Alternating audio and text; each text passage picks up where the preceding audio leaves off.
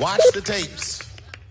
Watch that crowd that told Colin Kaepernick he can't kneel during a football game, try to beat a police officer to death with an American flag. Look at that. That's what white people did. They felt what black people have been feeling for 400 years. For 30 minutes, stormed the Capitol and rubbed their on the walls. They carried a Confederate flag through the rotunda. The Confederate Army didn't even do that. Mother, you went very far. It was a simple question. Do you have a country or not? And you said no. My God, man, we're in quite the pickle, aren't we? We're going to walk down Pennsylvania Avenue. I love Pennsylvania Avenue. And we're going to the Capitol.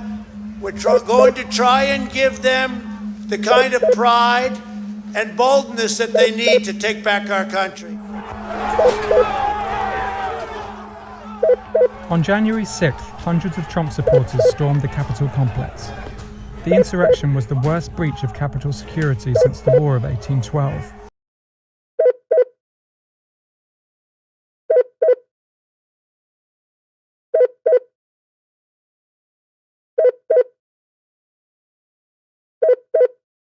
This hearing is called the Capitol insurrection. Let's be honest with the American people. It was not an insurrection, and we cannot call it that and be truthful. The Cambridge English Dictionary defines an insurrection as, and I quote, an organized attempt by a group of people to defeat their government and take control of their country, usually by violence. And then from the Century Dictionary, the act of rising against civil authority or governmental restraint, specifically the armed resistance of a number of persons to the power of the state. As one of the members who stayed in the Capitol and on the House floor, who, with other Republican colleagues, helped barricade the door until almost 3 p.m. that day from the mob who tried to enter, I can tell you the House floor was never breached, and it was not an insurrection. This is the truth. There was an undisciplined mob. There were some rioters and some who committed acts of vandalism. But let me be clear, there was no insurrection, and to call it an insurrection, in my opinion, is a bold-faced lie. Watching the TV footage of those who entered the Capitol and walked through Statuary Hall showed people in an orderly fashion staying between the stanchions and ropes, taking videos and pictures. You know, if you didn't know the TV footage was a video from January the 6th, you would actually think it was a normal tourist visit. Sadly, yesterday there was a hearing in the Committee on Government Reform that was quite appalling. It's no use my even telling you about it. You have to see it for yourself because you would not believe that a Republican member on the committee said that what happened that day was just a normal, orderly visit of people to the Capitol. Really? Really? Well, I don't know on a normal day around here when people are threatening to hang the Vice President of the United States or shoot the Speaker in the forehead. On one final matter, after careful consideration, I've made the decision to oppose the House Democrats' slanted and unbalanced proposal for another commission to study the events of January the 6th. As everybody surely knows, I repeatedly made my views about the events of January the 6th very clear. I spoke clearly and left no doubt about my conclusions. It's not at all clear what new facts or additional investigation yet another commission could actually lay on top of existing efforts by law enforcement and Congress. The facts have come out, and they'll continue to come out. What is clear is that House Democrats have handled this proposal in partisan bad faith, going right back to the beginning.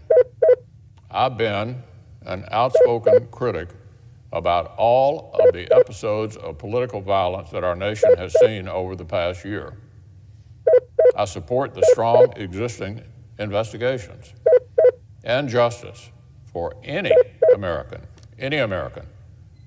who's broken the law. I want to show this video because we see you, Michael, being beaten, dragged out in this mob of rioters. What do you remember Do you remember anything from this moment? What were they saying to you, saying to your colleagues, trying to do to you? What do you remember? I remember being pulled out into the crowd. I remember experiencing like feelings like, I don't know, like when you're a kid, you're at the beach and you get knocked down by a wave, and then you get knocked down by another wave, and you just can't get up. That's what it felt like. I remember, once I was, able to kind of steady myself, get my bearings, like I was just surrounded in this sea of people, rioters, and they just started attacking me from all directions. Guys were, ripped my badge off, ripped my radio off, started grabbing at my firearm, trying to grab, ammunition magazines from my belt. It was just, it was overwhelming. I felt like they were trying to kill me. You thought you were going to die? I did. So, Congressman, okay, so do you stand by your statement yesterday that when you said yesterday it was a Capitol tour?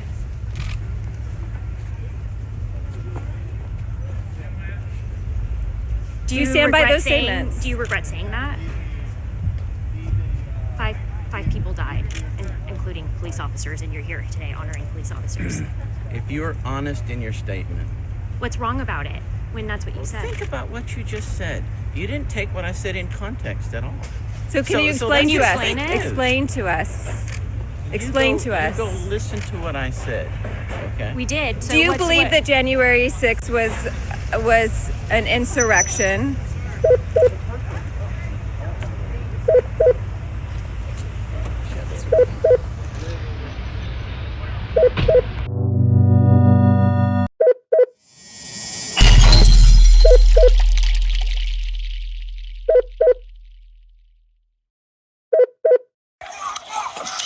Well, Officer Fanone went back to the Capitol, back to Capitol Hill today to try to talk to those 21 lawmakers, and he joins me tonight. Mike, good evening. Thank you. I appreciate you joining. Thanks, buddy. I appreciate you having me on. Why did you go to talk to those 21 Republicans who voted against this bill, and were you able to talk to any of them? So I just went there today to try to schedule appointments to speak with the 21 members that voted no for the gold medal bill, acknowledging the U.S. Capitol police officers as well as the MPD officers who responded to the Capitol insurrection on January 6th. I really just went there to engage with them, talk to them about my experience, show them body-worn camera footage from that day if they were interested, and again, like just relay what my experiences were and what the experiences of some of my colleagues were. I didn't go there with the thoughts that I was going to change a bunch of hearts and minds, but I wanted to better educate them as to what officers' experiences were that day. And no, again, I didn't meet with any members other than I did bump into Representative Andrew Clyde in an elevator. Yeah, well, let's talk about this because you ran into him, Congressman Andrew Clyde. Here's what he said about January 6th. Watch this. Let me be clear. There was no insurrection. If you didn't know the TV footage was a video from January the 6th, you would actually think it was a normal tourist visit. So we have this picture up now. I don't know if you can see it. I think you're in the studio and you can. This is a Clyde trying to barricade a door on January 6th, which clearly wouldn't be necessary with just normal tourists. So what happened when you introduced yourself to the congressman? So like I had said, I saw Congressman Clyde standing outside of an elevator. I was there with Officer Harry Dunn, who accompanied me throughout the Capitol. Went into the elevator. I greeted Congressman Clyde. I was very cordial. I extended my hand to shake his hand. He just stared at me. I asked him if he was going to shake my hand, and he told me that he didn't know who I was. So I introduced myself. I said that I was Officer Michael Fanone, that I was a D.C. Metropolitan Police Officer who fought on January 6th to defend the Capitol, And as a result, I suffered a traumatic brain injury as well as a heart attack after having been tased numerous times at the base of my skull, as well as being severely beaten. At that point, the congressman turned away from me, pulled out his cell phone.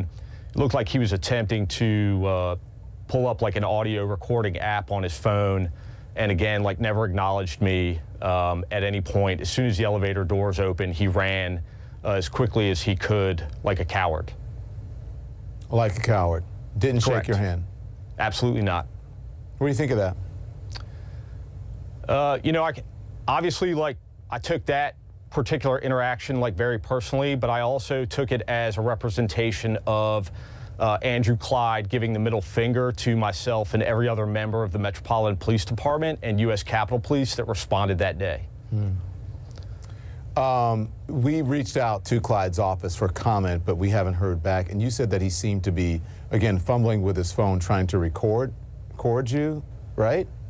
Correct. After I introduced myself and explained to him, you know, who I was and what had happened to me on January 6th, neither one of us spoke to each other after that, but he did pull out his phone. It was apparent to me that he was trying to record any, you know, additional conversation that we had.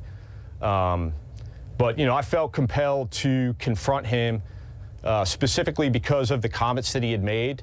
You know, other congressmen who voted against the bill, you know, they had different reasons, whether it was language that was in the bill. But Congressman Clyde has made some pretty incendiary remarks downplaying the event. And, you know, to be honest with you, downplaying is disingenuous. He just out and out lied. And the reality is, like, at this point, if you're going to sling bullshit about January 6th, I'm going to call you out on it. And you're going to be held accountable. Yeah. Were people complaining about you being there? I heard you said that there were complaints about you being on the Hill. What was the problem? So, I mean, just to I'm sure describe, they weren't complaining about you being there on January 6th, but go on. Correct. I mean, most of our interactions, again, was just with staff members. The staff members were incredibly cordial. You know, they, you know, wanted to assist us in, you know, in setting up meetings with members of Congress or with their representatives. And, you know, some of them even expressed like you know, significant interest in having us sit down with their representatives. We did have one interaction with a representative, I believe from Montana. I can't remember his name, but his chief of staff seemed like very uncomfortable at Harry and I's presence at their office. And I believe that stemmed from the fact that we were there just to discuss January 6th. I mean, again, we were very cordial. Obviously, I knew that there was a potential for, you know, some degree of hostility just at my mere presence in their office. So I went about it, you know, with the perspective of killing people with kindness and tried to be overly polite. And, you know, I have no regrets about the interactions and my behavior that day. I think some members, Andrew Clyde specifically, and this particular chief of staff from the Montana representative's office, their behavior was pretty damn disgusting. Officer Fanone, Mike, thank you.